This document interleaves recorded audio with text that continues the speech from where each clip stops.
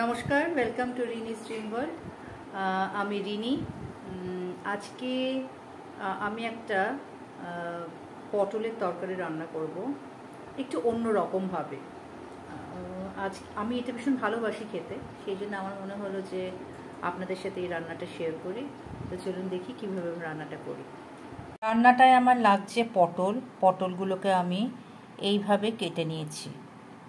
আর লাগছে ডিমের ভুজিয়াটা আমি আগের থেকে করে রেখে দিয়েছি। আর লাগছে পেঁয়াজটাকে আমি এরকম সরু করে কেটে নিয়েছি।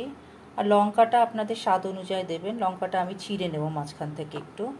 আর লাগবে কয়েকটা কিশমিশ, আমি কিশমিশগুলোকে ধুয়ে একটু জলে ভিজিয়ে রেখে দিয়েছি।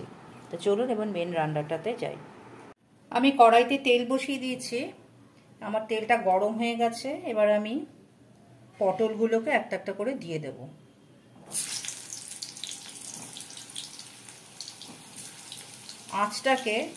গ্যাসটাকে একটু কমিয়ে নেবেন।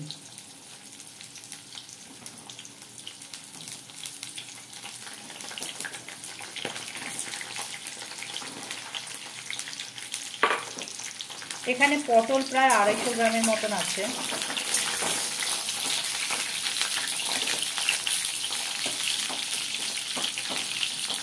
আমি পটলটাকে ভেজে আবার ফিরে আসছি।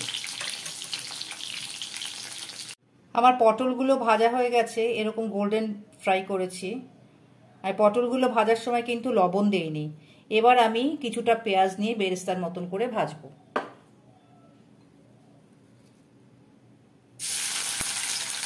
আমি এখানে আপনাদের বলিনি তখন, আমি এখানে প্রায় 3টে পেঁয়াজ নিয়েছি, একটা বড় পেঁয়াজ আর 2টো মাঝারি সাইজের পেঁয়াজ। আমি এইটুকুনি পেঁয়াজ একটু বেরেস্তার মতন করে ভেজে নেব লাল করে। আমার পেঁয়াজ বেরেস্তাটা হয়ে গেছে, এবার আমি আসল রান্নাতে চলে যাব।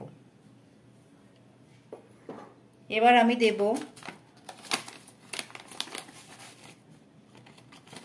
হাফ টিস্পুন সাজিরে যদি না থাকে তাহলে জিরে ফোড়ন দিতে পারেন, কোনো অসুবিধা নেই। এবার আমি বাকি পেঁয়াজগুলোকে এর মধ্যে আমি একটু গোটা গরম মশলা দিলাম,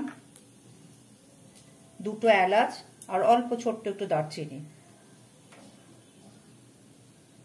এবার আমি বাকি পেঁয়াজগুলোকে এর মধ্যে দিয়ে দেবো।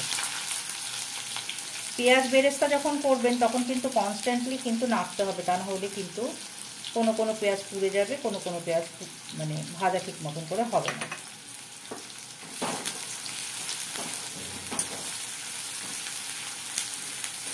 এবার এটাকে একটু সুন্দর করে গোল্ডেন ফ্রাই করব, তারপরে বাকি মশলাগুলো এর মধ্যে দেব। আমার পেঁয়াজটা গোল্ডেন ফ্রাই হয়ে গেছে, এবার আমি একটু একটু করে মশলা দেবো এর মধ্যে। আমি এখানে হাফ চামচের থেকেও একটু কম আদা দিলাম।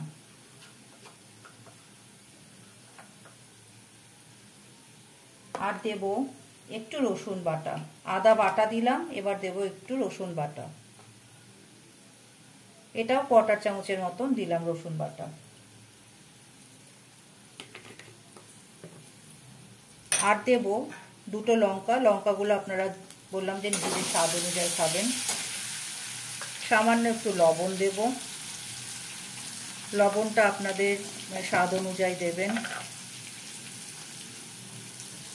হলুদ দিলাম হাফ চামচের মতন,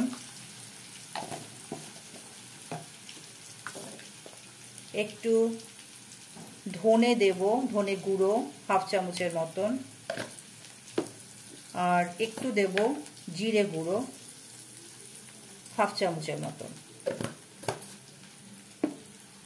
এবার এটার মধ্যে সামান্য একটু জল দেব।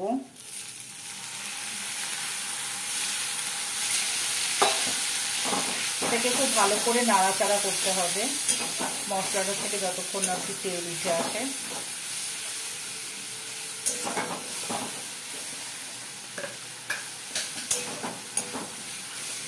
এটাকে খুব ভালো করে সাঁতলাতে হবে।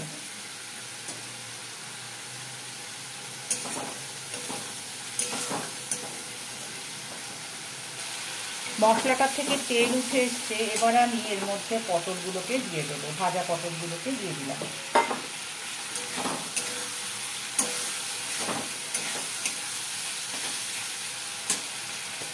এখন একটু আমি এর মধ্যে চিনি অ্যাড করব। যারা চিনি খেতে পছন্দ করে না তারা দেবেন না। চিনিটা দিলে আমার মনে হয় নুনের ব্যালেন্সটা ঠিক হয় আর কি। নুনের যে স্বাদটা সেটা ভালো একটা ব্যালেন্স হয় চিনিটা দিলে পরে। অনেকেই রান্নায় চিনি খান না, দেবেন না তারা।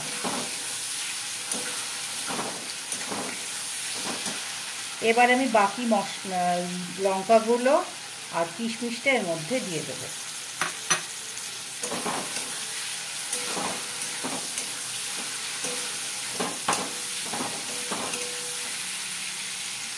আর ডিম ভুজিয়া যেটা করেছিলাম সেটাও এখন এর মধ্যে দিয়ে দেবো।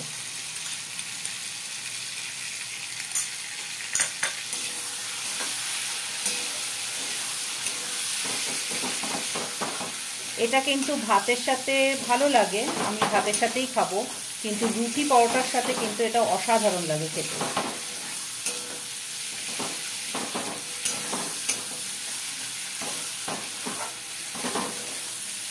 এটা একটু ভালো করে সাঁতলে নেব আর সামান্য একটু পরে জল দেব।